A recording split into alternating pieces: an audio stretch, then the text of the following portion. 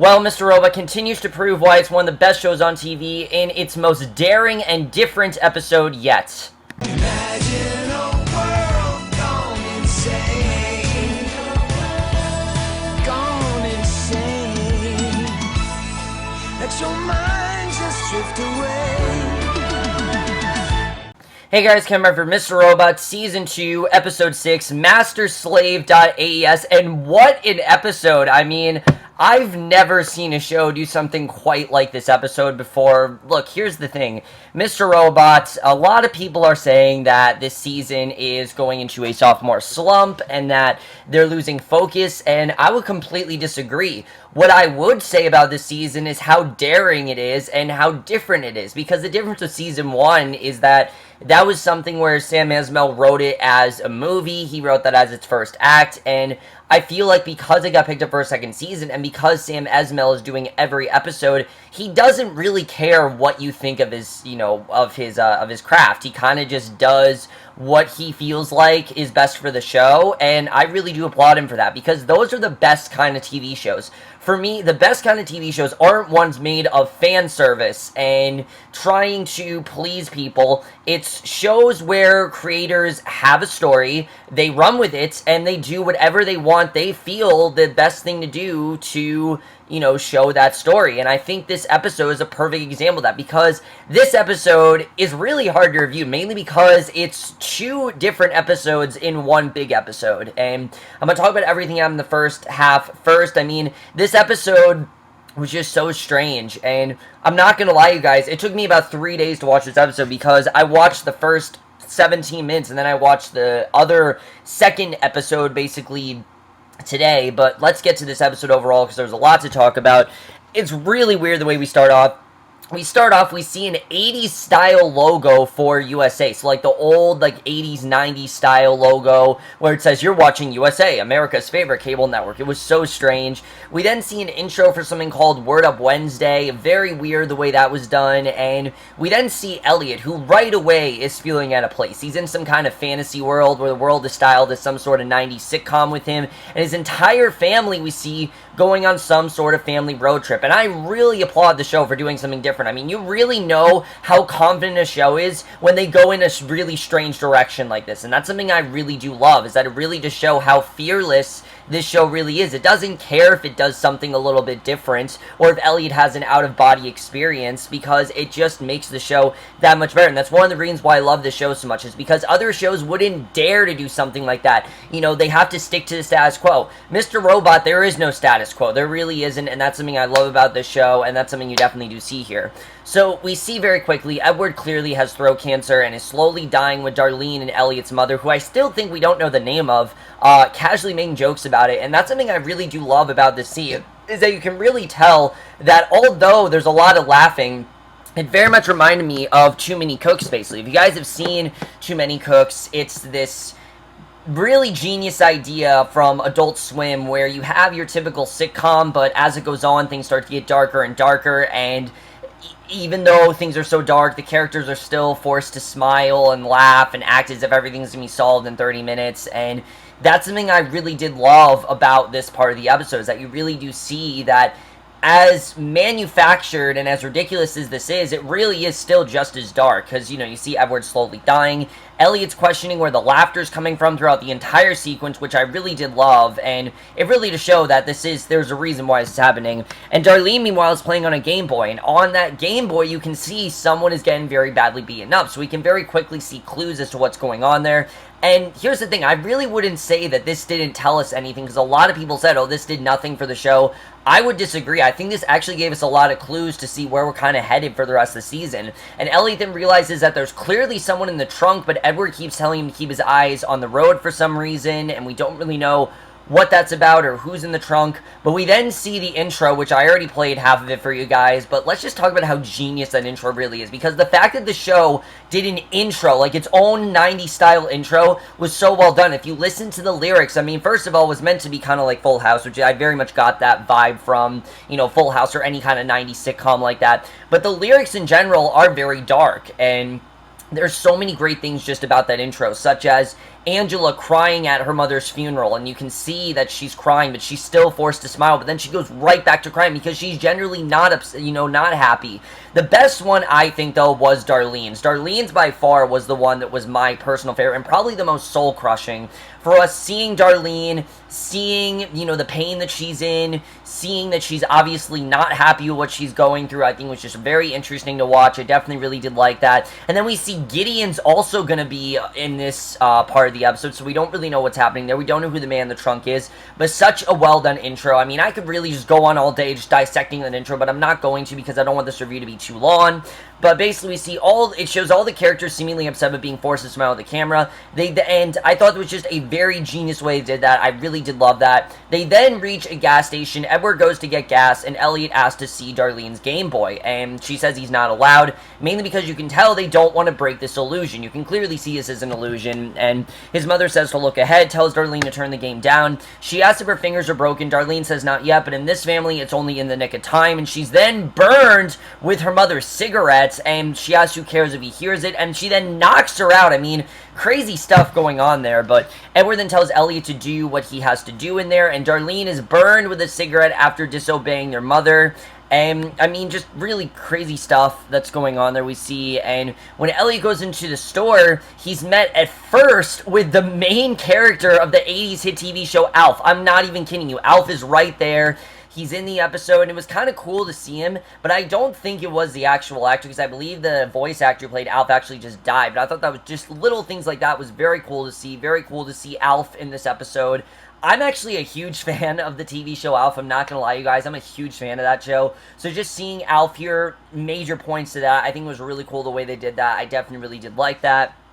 But then he finds Angela working there, who is grieving over her mother's death. And what I love is that we don't actually know if her mother did die in the real world or if Ellie's just imagining this. But that's not the point of this. It's that before any sort of conversation can take place, his family comes in, steals many products, and Edward tells him not to worry about her because she's one of them. And I can pretty much tell what Edward's talking about. What he means by one of them is that she's with Evil Corp. She's not on their side. Even though it seems that she may be going over to their side, she is with Evil Corp. And basically, I think that's telling us that Elliot and Angela can never be together. And that's one of the most important things about this 17-minute sequence that we get here, as styled as an 80s sitcom, is that one of the biggest points is that Elliot and Angela just can't be together. And Elliot says she's his friend. Edward says there are other fish in the sea. And he then tells Elliot to remember the family motto. But of course, Elliot has no idea what that said motto is because, of course, he's not, used to this world. And Darlene's then knocked down the car.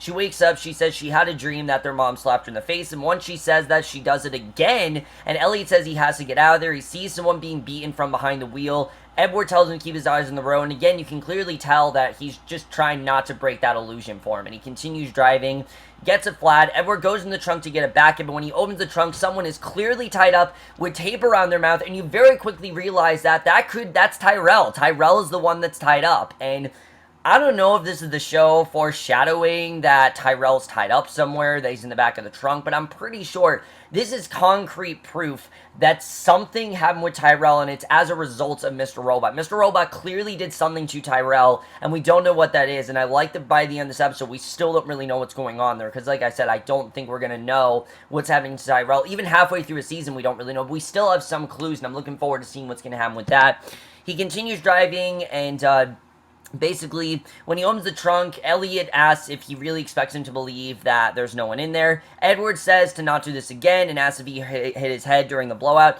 Edward grabs him, tells him to cut the shit, asks him to tell him what's happening and what this is. Cops then come by, and Edward says that this can't be good, tells him he heard the jumpsuits are in these days, and then we cut to a commercial. What I loved about this, though, is that USA went all out, I have to say. Not only did they make the episode like a 90s-style commercial, and like a 90s-style show, all of the commercials were done as 90s-style. There was a Bud Light commercial that was done as a 90s commercial. There was a Suits commercial that was done as a 90s-style commercial, and the biggest one of all is a fake E-Corp commercial, which I thought was so genius. I love the way that was done, and I mean, just, god damn it, Sam Esmail really is a genius. I'd love to just get into his head to see how he came up with this idea, because I don't really get how he came up with this idea, but it really is genius, and it works so well for this part of the episode, and I love that all of USA, for that 17 minutes, it was all done like an 80s show. It was almost as if you flashed back to the 80s. It's almost as if we left the present time and went to the 80s, which I thought was really cool. I love the way that was done, and I love the way that Mr. Robot is an experience. I've said this before, Mr. Robot's not a TV show, it's an experience, and you definitely do see that here. So Edward tells Ellie to stay calm, collected, and follow his lead, and that will always work out. The cop turns out to be Gideon, who asks if they have car trouble. Edward tells him to run for it. Elliot's shocked that he's alive. Gideon asks if they've seen a kidnapped corporate executive, and of course he's talking about Tyrell. And before they can answer, he's ran over by Alf, which is just crazy, and Elliot looks down at Gideon's dead body, realizing once again that he's guilty. And I love that even though Elliot wasn't the result, he feels guilty about this stuff, and you can definitely tell that he's still grieving. And back on the drive, Edward tells him that he seems upset. It seems forever since the cop passed, and Elliot says it's been 12 seconds.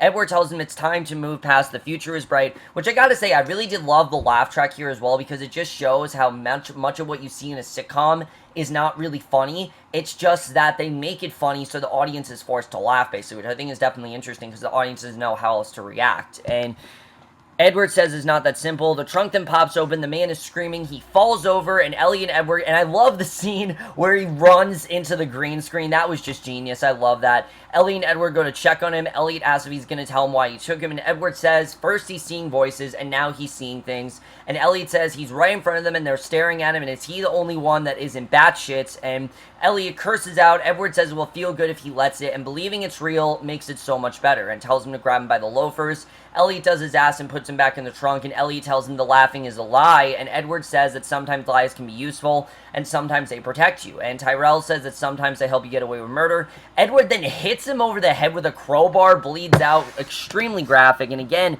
I don't know if that's hinting towards Mr. Robot doing something to Tyrell, but after this, I feel like it's kind of hinting that that's the case. That definitely whatever happened to Tyrell is a result of what Mr. Robot did. I'm pretty sure that's what they're trying to say here. And Edward says the truth can be painful, and sometimes lie is the only remedy, and there's too much truth, too much honesty, and that will kill him. And Elliot says this whole place is a lie, nothing here is true, and Edward says he knows his gut is saying not to trust him, but look around, everything he sees is all here for him to help him, and if he tries just going along with it, Elliot says this is it, he's won, he's taken over. That's what he feels. He feels that this is Mr. Robot wanting to take over, and Edward asks what he's talking about. Elliot says that that's what this is, the road trip, the family vacation. He's buried here, and Edward tells him that this is just temporary, and they always had a destination. And what I love about this is that he very quickly, transforms from Edward to Mr. Robot. You can definitely tell this is Mr. Robot basically trying to help Elliot. He's not there to, villainize or take over. He's there to help him, and I like that we definitely got back to that here, because a lot of people have said the character Mr. Robot has changed, and I think they definitely showed here that he's not. Elliot has thoughts that he's a villain, when really, Edward is really, Mr. Robot, Edward, whatever you want to call him, he's trying to help him, and I definitely really did like seeing that here. So he says after the beating that he took, at least he got him to a doctor, and he says he got himself pretty messed up, and if he was alive, he'd want no part of the hack, and he tells him no one's won anything, especially him. He's just trying to help him put it all in the rear view as painlessly as possible, and he asks him to give him a hug, which he does, and Edward says now the worst is behind him, it's time they bring him back, which then ends the sitcom, and now we're back. We're back into the real world, and very abruptly thrown back, but I just gotta applaud them on the way that was done. I think it was so genius the way that was done. I think it was really fun. It was a great detour from the actual show, and what I love about this is that we don't get a ton of plot progression with Elliot in this episode. We can definitely tell that the reason we're not getting a lot of plot progression because Elliot's not exactly in control of his life right now. We definitely do see that, especially with Ray, who Craig Robinson continues to just dominate this role. I mean, like I said, if he does not win an Emmy by the end of this season and he is not nominated next year, I don't know what the show has done wrong, because there's absolutely no way Craig Robinson will not get an Emmy for Best Guest Actor, because he is just incredible in this role. He's killing it, and I can't wait to see how he continues to do, because he really is just killing it, I think. And He wakes up after the beating, and he's being watched over by Lone Star, which again is so creepy, but I love the way that Lone Star, he's just forced to watch him, and he's breathing, and Ray goes to him and tells him that Maxine starts to develop a cough 2 weeks ago, got pretty frail pretty quick, fell over a few times, and according to that, she danced with a raw mosquito, nasty case of heartworm. She's moved to another room off the basement. He says before she got sick, she lived like her own operator and didn't seem to cross her mind that she belonged to someone, but in that basement, she needed a pair of human hands to give her food. Every scrap, every pill, and occasional light, and for the first time she realized that she continued to breathe because someone else allowed it and that she had a master. And he says he's not a vet, but he thinks the realization might have killed her before the parasites had a chance, and he says he'll let him rest. They have big days ahead, a lot of work to do. He and Lone Star walk away, and basically what he's trying to say is that Elliot now belongs to them. He is no longer in control of this. This was all pure manipulation, and I think that's very much what we're seeing. As much as Ray is like Elliot, I think he really was just trying to get him to bond with him so he could use him. I think we very much do see that with Ray, especially in the scene with RT. It makes a lot more sense now. RT is someone that has been brainwashed. RT is someone that has become a slave already. He's accepted it because that's his world. He knows that he can't mess with Ray, so he can't really get out of this narrative, but Elliot is now trapped here, and the question is, can Elliot possibly get out of it? And I love when we realize that he was watching Alf in the hospital, which is why he was in his dream. Just a really genius thing like that. I thought that was definitely very well done. But that's basically everything we get with Elliot. We do get some stuff towards the end, but the rest of this episode pretty much focuses solely on the Beijing attack. How do we overcome the Beijing attack and what's happened? And I like the way we saw this here, because we've seen news report about the Beijing attack. Trenton tells Darlene owning the FBI was never going to be easy, and I like how much this has affected F Society, because obviously they are thinking that this is definitely the Dark Army, and that the Dark Army is definitely coming after them.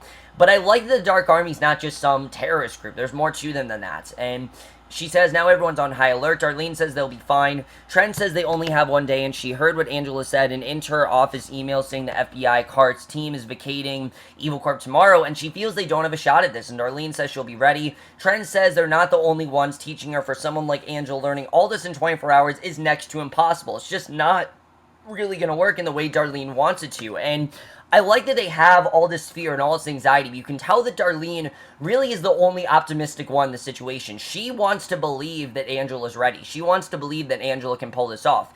But even by the end of this episode, we don't really know if Angela really is equipped enough to pull this off. And Angela's with Mobley. We get this kind of humorous scene where she doesn't really know what she's doing. Mobley tries to find a way to easily break down the plan for her, shows her how the computer works, says she will get this, and tells him to try it again. He shows her a rubber ducky and says if all else fails, she is to find the FBI laptop anywhere on the floor. They're usually Panasonic, and plug it in and wait 15 seconds, then yank it, and thanks to a cool tool called Mimikatz, it'll pull all cache passwords and save them on this. It won't give them everything, but it might help them lead them somewhere, and it's just a backup plan. Tells her to try it again. This is in case, she can't pull off the actual plan, and he then goes to Darlene and basically tells her that they can't possibly teach someone to hack in 1 day. They are so experienced, and they've trained for this so, basically all their lives, especially Darlene and Elliot. We've known that they've done this since children.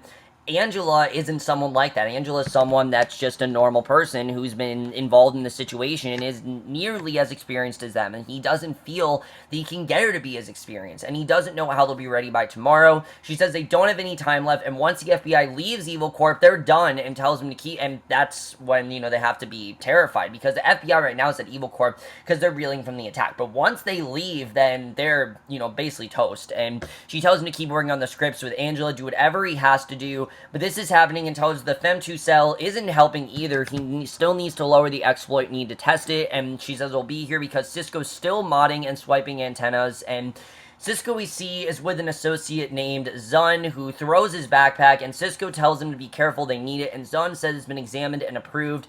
Cisco says he told him already that he checked it himself, and by not taking his word, all he's doing is wasting valuable time. He says he has to give him something and tells him he doesn't want to put his friends in danger, and says he wants their employer to be happy, but he also needs to know what's going on and what he's looking for and what he do for this. And 2 men from the Dark Army then come up to him. Cisco says he thought that they were on the same team. They grab him, he begs them to get him off, but Zun then puts a needle into his fingernail. Zun says to not ask questions. He's a foot soldier who does one simple thing, they follow orders, and if this is what we're going to get throughout rest of the season, this is going to be insane. I mean, all this torture stuff that's happening, I mean, it's very realistic the way that's done, especially with us going through this depression. There are going to be a lot more groups like that. There are going to be a lot more attacks, and it's going to be a lot easier to get attacked, definitely. And I think that's something that this season's showing very well. Are they going... I don't think they're going off the rails at all. I think it's actually kind of realistic what's happening. I definitely really did like that, and I think it really sets us up for how the rest of the season is going to be. So, Dom is then with Santiago, who tells her that Agent Ramos recommends 4 weeks of psych leave, and he says she knows that he doesn't take his evaluations lightly, and she's basically trying to tell him that this wasn't just them wanting to attack. They didn't come there to attack, basically, and basically she says that he was also there. He says he was in the room and got lucky, but she was stuck in the middle, owes herself some time. She says she can't go away for months, and if they disrupt the investigation, the Dark Army wins. She knows that they're not just some terrorist group. They were there, basically, to distract them, is the idea. That's what they were there to do, and that their mission wasn't to slaughter them, because if it was, she wouldn't be there arguing, because she's basically convinced that if they were there to kill them, then she would have easily gotten killed. But as we know, they were basically suicide, terrorists, because they killed them. They killed themselves as soon as they got close to them. And she says, they were there to disrupt their investigation, send them home, and leave nothing behind, and that was their entire plan, and he needs to realize that. And I really do like how, even though you have someone like Santiago, who is the main agent here, and who is the boss of everyone, Dom is the smarter one here. She knows what's going on. She's had tons of work with this kind of stuff, and I definitely do like seeing that with her character. So Price is on the phone with someone. We do see Price in this episode. By the way, we don't see Joanna once again this episode, but she didn't need to be here because, like I said, the episode's very much structured. In the first half is about Elliot and Mr. Robot and their relationship and everything, and him reeling from that attack. The second half is about how everyone deals with the Beijing attack, and Price on the phone with someone who says they don't know what to say. Everyone's emotional after the attack. Revenge is on everyone's mind, and Price says that, be that as it may, there are ways to drown them out with enough passion. People will buy into anything, especially at times like these. And the man says that the Chinese tied their hands on this one. If he tries to advocate borrowing from them, now the American public will call him a traitor, and he doesn't know if he would disagree with them. Price says to not shit a shitter. He entered this pissing contest with China. Instead of passing this bailout, the country will go bankrupt. And the man says that no one can make that happen in this climate, and he says he's sorry. A man then comes up to Price, says that Zhang's office has been unreachable, and tells him to call him again and again, and don't leave until he gets him. He asks for his car, and I like that even though Price, is the powerful one, he is kind of powerless in this situation. He doesn't really know what to do. Price says to tell Brad to summon as much NYPD as is necessary. The man walks away as Price looks at all the protesters, realizing that, again, he can't really control any of this. None of this is under his control. None of this is his fault, and he can't really do anything about this. So Angela's listening to one of her success videos, repeating what she hears. She tries to master the hacking. Mobley goes to her, reminds her that she can't talk to herself during the actual operation, and Darlene says whatever it takes as long as she's almost ready for liftoff, and asks if they settled on Midtown JW. Mobley says the 23rd floor on Eastside View, and Darlene says it will be during their lunch hour, so the floor should be pretty empty. Cisco says they're good to go, and I love this scene where Angela looks at him, and Darlene wonders what happened to him, and Angela walks up to him, and I was kind of wondering why, but then I realized, oh yeah, he's the one that gave her that CD in the first place. So Cisco is the real reason she was thrown into this situation, but she doesn't say anything, obviously, because she doesn't just want to back out, and she doesn't say anything. She says she'll wait for their call when she gets there, walks out, and it's a very interesting scene, the way that was done. The fact she said nothing, I thought was definitely very interesting. So Dom's at the grocery store, and this is a very sad scene. She's telling the clerk about everything that's happened, tells him that she really needs juice right now. She asks how soon he can re-up on everything, and he basically tells her that he can't, and she says that he's a survivor. He says he's not when he can't pay the rent, and basically tells her that they're going out of business, and that's just kind of how this is going to go, that they're definitely going out of business, and this is going to be the end of it, and that the store that she always went to have these turkey sandwiches, and the thing that kind of calmed her down, she can't go to anymore because they're closing, and she can't really do anything about it, and it's just little scenes like that, I think just really do show how realistic they're really treating this depression storyline, because yeah, things would go out of business, people are going to lose money, and I think that's something that's very well done here. The depression hasn't hit them yet. You can definitely see that they're very slowly going into a depression, and I definitely do like seeing that, and the effects of what's going on. It's just really interesting and very hard to watch at points, but still I think very interesting to watch, and I really do like seeing the way that's done. Like I said, just little scenes like that I think are really just showing how much they're nailing this whole depression scenario, basically.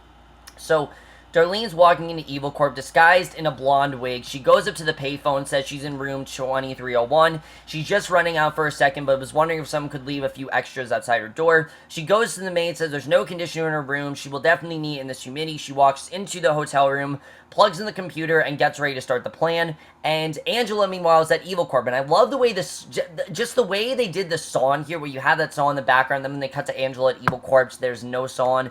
She's at Evil Corp. She receives a call from Darlene, who asks if they're still on for lunch. Angela says she'll be there. And then the song immediately starts again. She goes in the elevator, goes to meet with Darlene, and she goes into a stall in the bathroom, which gives her the perfect time to start the script, but it isn't working, and she calls Darlene and Mobley, who asks her what's on her terminal. She says enabled attack, not found. A janitor is, and not found. And we see, I love just the little scenes, like seeing a janitor washing her hands, and, you know, her just terrified for her life, knowing at any point she could be caught, and also knowing that her job is on the line if she is caught here, and also because, as we know, she is trying to impress Price and things like that, but she also really cares about Elliot, and she cares about Darlene, and she really does want to help these people, but at the same point, her hands are kind of tied here, and I like the way that Angela is also kind of a slave here. I love the way this episode's called Master Slaves, because Ray is Elliot's slave, while Darlene is kind of becoming Angela's slave. And although it's not, you know, as brutal as what Ray's doing to Elliot, it's just as bad because of all the things that are really on the line for Angela. And that's something I think they set up very well in the scene.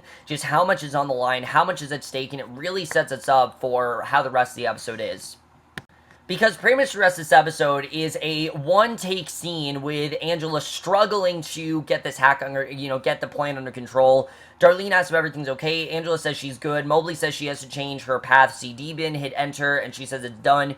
He tells her to run the script. Then they are live. Wi-Fi is up communicating with M4ster-S1ave, and Darlene says we're almost there. She walks out of the bathroom and then runs into this guy, Ross Thomas, who this guy kind of starts flirting with her, wondering why she's there and everything. And at first it seems like he's there to question her and make it seem like he's suspicious of her. But then he ends up asking her out, and she says she's going to have lunch with him in 30 minutes and things like that. So I thought that definitely was very interesting. And I love the way that Mobley was trying to find research about him. I mean, it reminds us how much access they have to technology in a second and how much they can just get into people's profiles. Just really interesting the way that was done. And very much felt like a throwback to when Elliot was telling us about Ollie and things like that. I thought that was really cool. But Mobley says they don't have much yet, and Ross asks if she'd like to have a couple of drinks tomorrow night. She agrees, and basically she says she has to get back to work, and Mobley says he calls his mom a weird amount. He will exploit that weirdness, and Ross says the floor is off limits in their bureau. He asks if she knows that, and she says she thought that they were all moving. He asks what she's doing there. Darlene tells her to hold on a second, and Angela asks if that's all he's got, a little brush off, and basically agrees, like I said, to go to lunch with him tomorrow. So I don't know if we're going to see this guy again, but she also says that she's with someone right now, which she's not. So is she with Elliot? Is she not? I mean, that is something they very subtly do drop throughout this episode, is that there's this will they, won't they couple, and we don't really know if Elliot and Angela are together. This episode kind of hints, though, that they might actually be together. I don't really know, though. Maybe they are, maybe they're not. I don't really know. But then we go back to the hack. Darlene says she needs... So I don't know if Ross is going to play a major part in the rest of the story. Maybe he will, maybe he won't. Darlene says she needs to find a cubicle with a network switch under it that should be on the ground with lots of Ethernet cables and flashing LEDs. Angela does as asked. Darlene tells her to plug the battery backup into a power strip. Do not unplug the femtocell from the battery backup, and after that, plug the other end of the yellow network cable into the switch. She says, don't forget to wipe her pants from everything, and Angela plugs in the cable, then wipes everything down, and I love how we're with Angela this entire time. There's no cut to Darlene telling her what to do in her ear. There's nothing of that. It's all, we're with Angela this entire time. We see what she's going through. We see how much she's struggling. We see how terrified she is. I mean, throughout this entire scene, she's so frantic. She's doing everything so quickly because she's so worried she's getting caught in any second, and I love that we saw that. And she leaves the cubicle. Darlene says the femtocell is plugged in, tells her she killed it, and to go celebrate, and right after she tells her that, she realizes that they lost Wi-Fi and she needs to get a terminal, bring it back up. Angela says she did what she asked. Darlene says if they can't get the interface to load, then they can't use the Juniper Screen OS backdoor to own the network, which means she can't wipe the security footage of her playing the femtocell. And Angela says she's fucking kidding her. Darlene says to get her to her cubicle and she'll walk her through it. And we know obviously this can't end well. So I really do feel that Angela's getting herself a lot more involved with this than she initially thought. And Elliot then gives us this monologue about how we all have, how every relationship's a power struggle and we all have masters. Some of us need to be controlled, and once in a while, the best thing to do is to just ride shotgun and hope it leads somewhere you want to go. And he's then literally dragged out of bed by Ray's group. Very hard to watch. Darlene, and I love just seeing Rami Malek, I mean, just killed it in this scene, the way that was done. The entire episode, I really did love, you know, his acting and everything. I always do, but he was just so good here. Just seeing him begging for his life, and he's one of those actors where he just give an expression and you'll know what's on his mind. Like in the beginning of the episode where he's looking around confused, we can automatically tell that he does not know where he is in this 80s universe. You know, he doesn't know where he is, and I think that's something that he did very well throughout this entire episode, because Ellie doesn't have many lines in this part of the episode, but I think he handles very well what he has to do. So Darlene tells Angela that there's a USB flash drive in that bag, and when she gets to her cubicle, power off the machine, plug the flash drive in, and power it back on, and hold F12 to bring up her boot options and make sure she boots from USB. She does as asked. Darlene tells her to make sure AMD64 is highlighted, then hit enter, and when the desktop comes up, open up the terminal, click on the icon on the black screen just like she practiced, and then she tells her the URL and password, and right as she's doing that, Dom comes right up to her, asks her she's in the middle of a call, says she can wait for her to finish, and this can't end well for anyone. Obviously, Dom, she's already very much ahead of this investigation. I mean, she's kind of stalled right now. They're kind of at a standstill because of the attack and everything, but Dom has a lot of details about F Society, and if she finds out that Angela is working with them, which I very, very quickly feel she's going to, mainly because of how good, you know, Dom is at percepting details, I really do think that this could really end badly for them. So I really think Angela's going to get herself involved a lot deeper than she thinks she is, and what turned into just walk away is going to turn into a lot more for her. So I really don't think this is going to end well for Angela, but we'll have to see what happens there. So that's pretty much everything we get with that, but Lone Star and RT then drag Elliot into the warehouse. They throw him down on the ground, and Elliot's wincing in pain. Mr. Robot goes to him, says before he gets all bent out of shape, all he was trying to do was take those punchlines for him, that's it, and Elliot's in tears, hugs him, tells him he understands, and basically realizes that Mr. Robot is on his side. He can trust him, he's with him the entire time, and I really did love that. And then we get to the end of the episode, which is a flashback to Elliot as a young kid, and Edward is driving, and Elliot's gotten in some kind of fight, we can tell, because of his cheek and everything, and I love the way the scene was done. He says if he guesses, he'd say he didn't tell Principal Howard his side, and he says it's okay to talk about stuff, to share his side of things.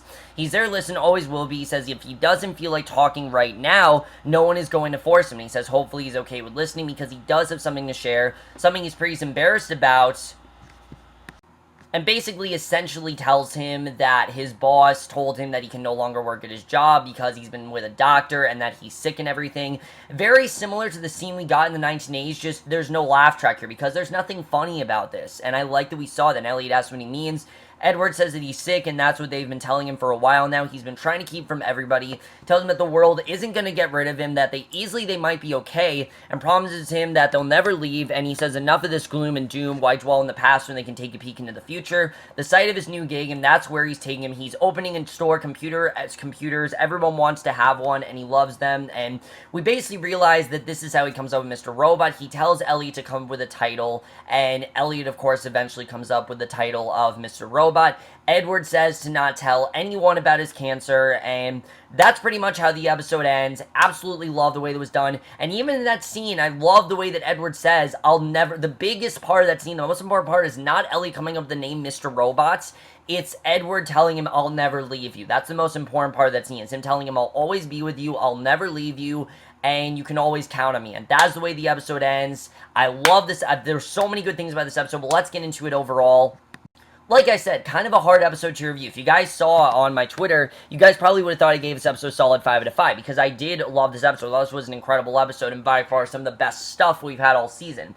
I can't really review it as one episode, though, because of the fact that it really was two very similar but different episodes. You know, the first half being Elliot's subconscious in the 1980s universe, and the second half being Angela trying to pull off this hack, with a couple brief interruptions along the way from Price, from Dom, things like that. But other than that, it was mainly solely focused on Elliot and Angela and how much they're getting themselves involved in things they don't really want to be involved in. Like, Elliot's now involved with Ray. He can't leave Ray. He needs to understand that he can't leave Ray.